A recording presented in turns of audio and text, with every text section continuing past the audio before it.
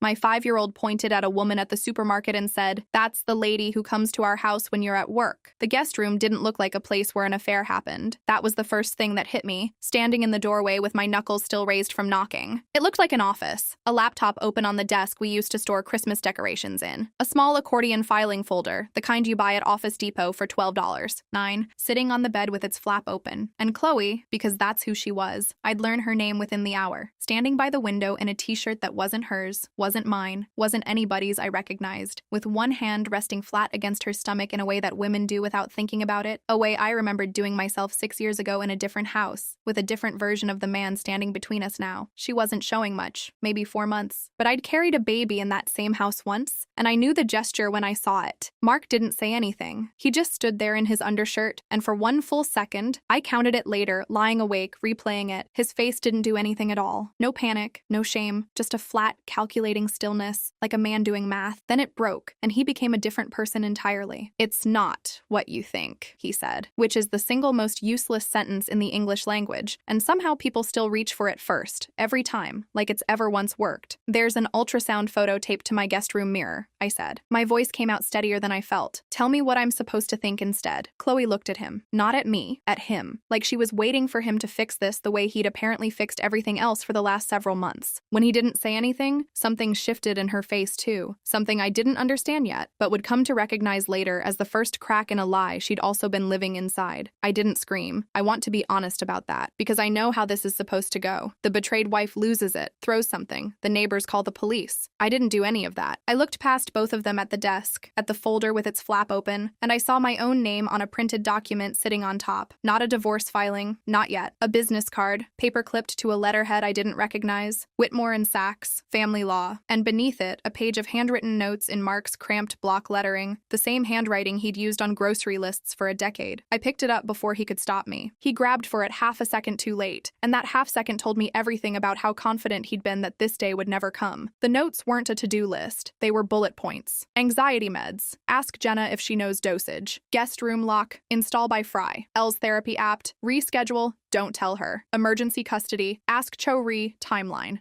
My own sister's name. My own son's therapy appointment, one I didn't even know he'd made. My own life, itemized on a legal pad like a project timeline. And at the bottom of it, underlined twice, file before she does. I set the paper down very carefully, the way you set down something that might still be live. "You've been planning this," I said. "Let me explain," he said, and reached for my arm, and I stepped back so fast I hit the doorframe with my shoulder hard enough to bruise. "Don't touch me," I said. "Don't you ever touch me again." I didn't wait for his answer. I walked out of that room, out of that house, and sat in my car in the driveway for 11 minutes before I could make my hands work well enough to call my sister. Jenna picked up on the second ring. She has 2 kids of her own, and the kind of voice that goes instantly calm in a crisis, which is probably why I called her before I called anyone else. "I need Leo one more night," I said. "Maybe 2. What happened?" I told her. All of it. The pregnancy, the folder, the legal pad with my son's therapy appointment written on it like a logistics problem to be managed. She went quiet in a way that scared me more than if she'd yelled, because Jenna doesn't go quiet. "He's building a case against you," she finally said. "That's what that is. That's not an affair. That's a strategy." I hadn't let myself think the word yet. Once she said it, I couldn't unthink it. "I need a lawyer," I said. "Not his kind. Mine." She gave me a name before I even finished the sentence. A woman she'd used for her own divorce 3 years earlier. Someone she trusted enough to hand her kid's custody arrangement to. "Diane Cho," Jenna said. "Call her first thing tomorrow. Don't wait. Don't sleep on this one." I didn't sleep much regardless. I spent that night in a Best Western off the highway,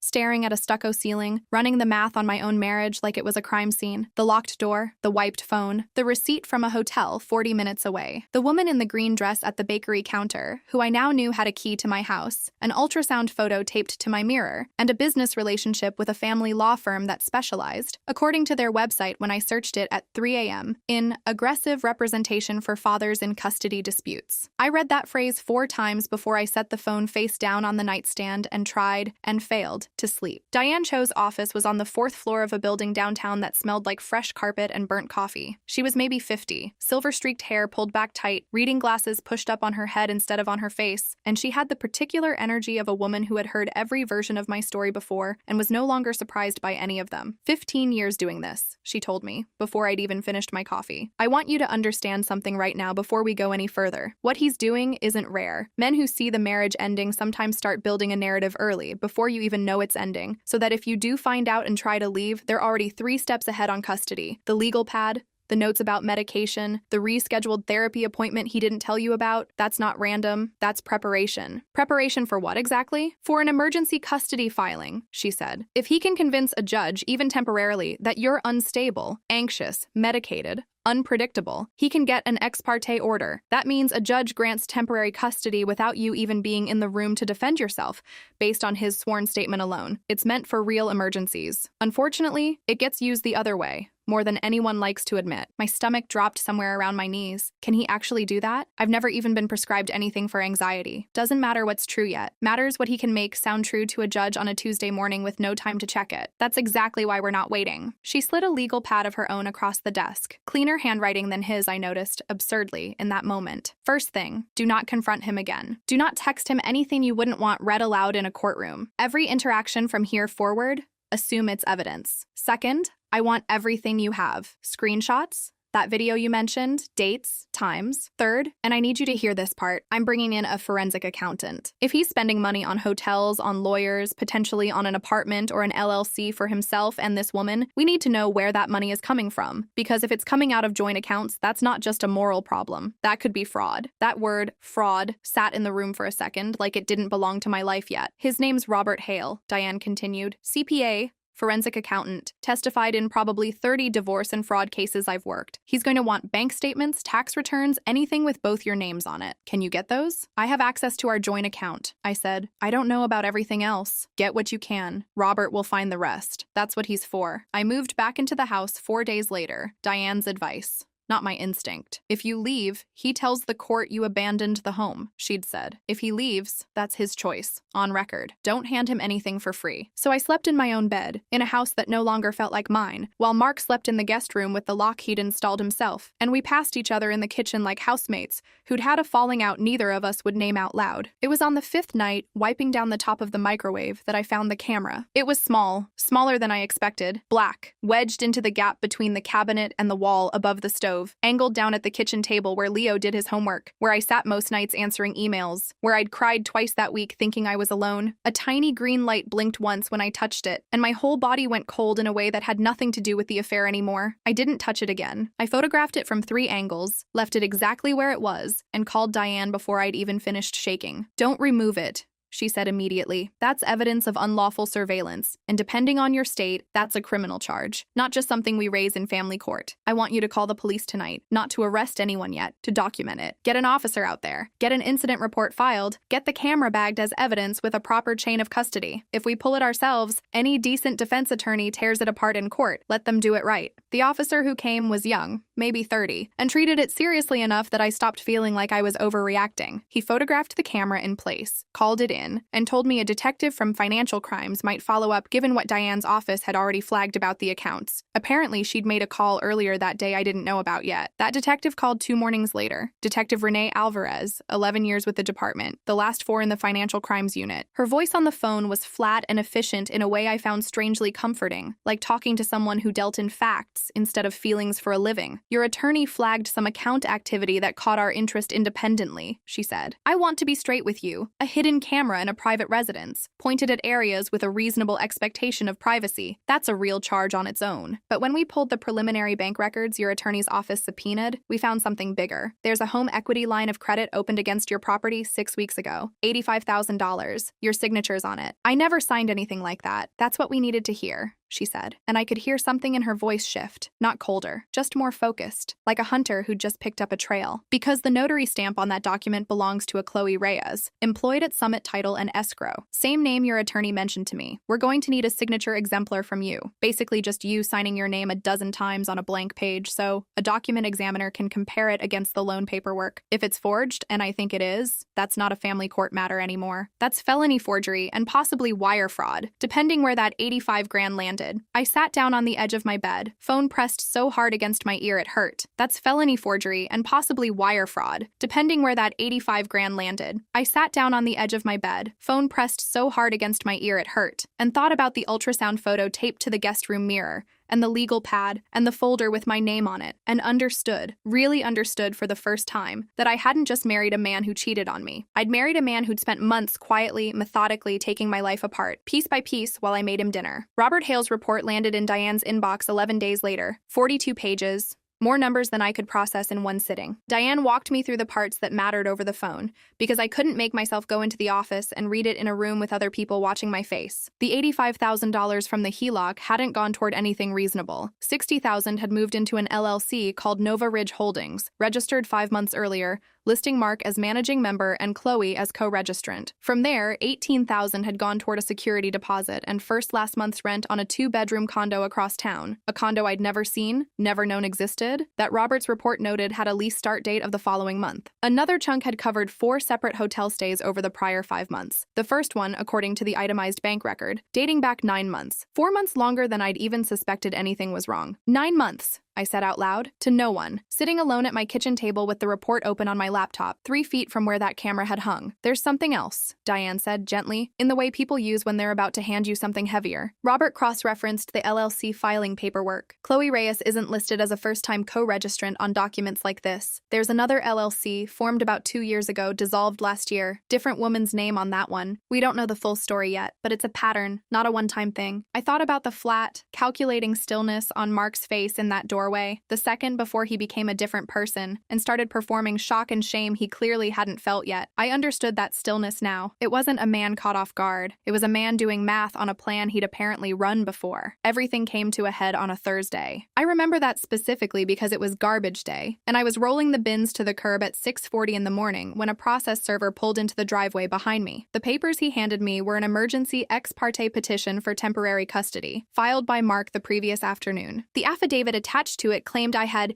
exhibited erratic and emotionally volatile behavior in front of the minor child, referenced an unnamed concern about undisclosed medication use, and stated that our son had expressed fear of being alone with his mother. A hearing was scheduled for the following morning, 9 a.m., in front of a family court judge. I had roughly 26 hours. I called Diane from the curb, still holding the bin lid in one hand. "He's had this drafted for weeks," she said, after I read her the language over the phone, my voice cracking on the word fear. "This is what that legal pad was for. He just moved the timeline up because he knows we're closing in on the loan fraud. This isn't really about custody, not to him. It's about getting an order on the books before Robert's report becomes public record. If he's the one who filed first, he thinks he controls the story. Can he actually take Leo tomorrow? Based on that? If we walk into that hearing with nothing, a judge might grant a temporary order out of caution. Better safe than sorry, that's how these judges are trained to think when a child's involved. So we're not walking in with nothing." A pause, and I could hear her flipping through something on her end. "I need 3 things by tonight. I need a sworn statement from your sister about what she's witnessed. I need Leo evaluated, today, if at all possible, by someone qualified, who can speak to what he's actually said, and in what context, because I guarantee you fear of being alone with his mother is a twisted version of something much smaller. And I need Detective Alvarez to confirm, in writing, that there's an active forgery investigation naming Mark as a suspect. A judge weighing is this mother unstable against is this father under criminal investigation for forging her signature and installing hidden cameras is not a hard call. But I need it all on paper by tomorrow morning." I didn't sleep that night either. I don't think I've ever moved that fast in my life. Jenna had her statement notarized by 8 p.m. Diane got Dr. Amara Iyer, a child psychologist she'd worked with on a dozen prior cases, to see Leo on an emergency basis that evening. A soft-spoken woman with a play therapy room full of dollhouses, and a voice like she'd never once raised it in her life. She spent 40 minutes with Leo while I sat in the waiting room with my knee bouncing so hard I had to press both hands flat against it to stop. Afterward, Dr. Iyer sat with me alone. "He's a bright kid," she said. "He told me about a lady who visits when you're at work. He wasn't afraid of you. He used the word secret because that's the word his father used with him. He told me his dad said not to tell you because it would make you sad. That's not a child afraid of his mother. That's a child who's been asked to carry an adult secret, which is its own kind of harm, but it's not the harm your husband's affidavit describes. I'll write all of that up tonight. You'll have it by morning." Detective Alvarez called at 9:40 p.m. "I can't promise you a criminal filing by tomorrow, that takes longer," she said, "but I can put something in writing tonight confirming there's an open investigation, that we've obtained a document examiner's preliminary preliminary opinion the loan signature doesn't match your exemplar and that we recovered a covert recording device from the home. That's not nothing in front of a judge. By 6 a.m., I had a binder. Diane called it that, plainly, without any drama, the binder. And somehow that made it feel less like the end of my life and more like a job I was going to do well. The hearing lasted 40 minutes, though it felt like it swallowed the whole morning. Mark sat across the room in a blazer I didn't recognize, next to an attorney from Whitmore and Sachs who looked younger than the business card had suggested. He didn't look at me. I noticed that. 10 years of marriage, and he couldn't look at me across a courtroom. Not once. Diane was calm and precise in a way I tried to absorb into my own spine as I sat beside her. She didn't attack him first. She let his attorney present the affidavit, let the judge read through the vague, damning language about erratic behavior and undisclosed medication, and only then did she stand and, one by one, take it apart. Dr. Ayer's written evaluation went in as Exhibit C,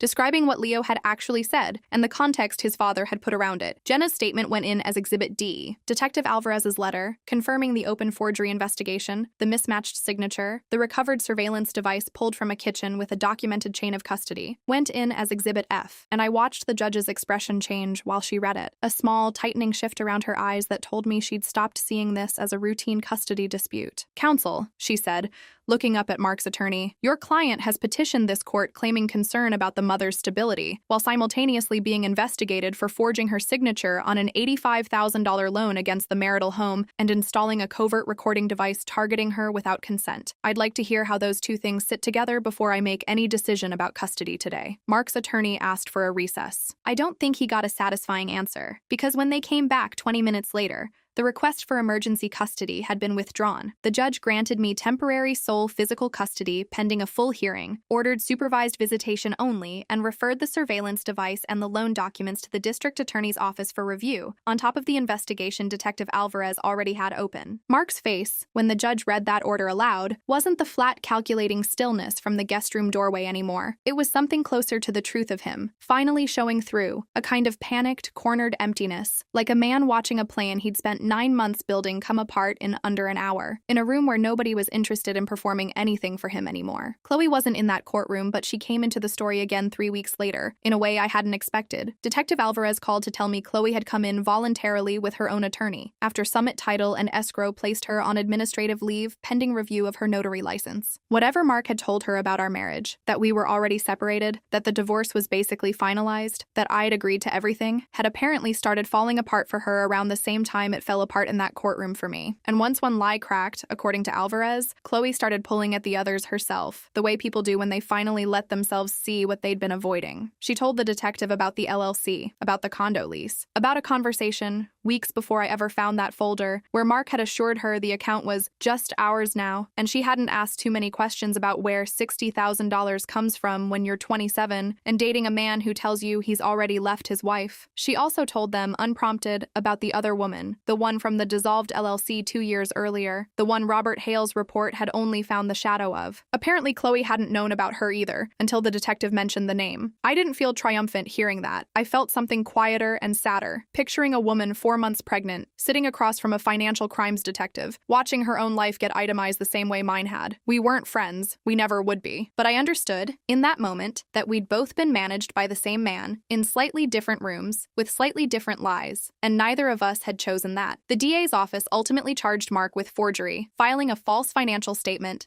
and unlawful surveillance. Diane told me the forgery and fraud counts alone carried real prison exposure, though she was careful, professional as always, not to promise me an outcome before it happened. Whitfield and Associates, though she was careful, professional as always, not to promise me an outcome before it happened. Whitfield and Associates, the engineering firm where he'd worked for 6 years, placed him on leave the week the charges hit the local paper's court blotter, and fired him outright 2 weeks after that. Diane heard it was tied less to the criminal case itself, and more to a discovery that he'd used a company laptop on company time to draft the divorce and custody paperwork, including the notes about Leo's therapy appointment. Chloe was never charged criminally. The DA's office apparently accepted that she'd been misled about the source and purpose of the funds, though her notary commission was revoked and Summit Title terminated her a month after the leave began. I heard secondhand through Jenna, who heard it from someone at the courthouse, that she moved out of state before the baby was born. I don't know anything else about her, and I've made peace with that. The divorce finalized 5 months after the day in that guest room. I got the house. Diane made sure of that, along with a restitution order tied to the HELOC fraud that, combined with what Mark's frozen assets from Nova Ridge Holdings eventually covered, made me close to whole on the money, if never on anything else. Custody stayed sole physical with me. Supervised visitation for Mark, contingent on completing a court-ordered program and staying compliant with the terms of his eventual sentencing, 18 months, of which he served just under a year, according to the last update Diane's office sent me before our file finally closed. I took that hidden camera's little green blinking light out of my head slowly, over months, with the help of a therapist of my own, a woman named Carol who never once made me feel dramatic for flinching at the sound of a phone camera shutter for the better part of a year. Leo saw Dr. Iyer for 8 months, working through what it means to hold a secret for someone, and what it means when the truth turns out to be safe to tell after all. She told me near the end that kids are remarkably resilient when the adult who finds out the truth reacts the way I did, steady,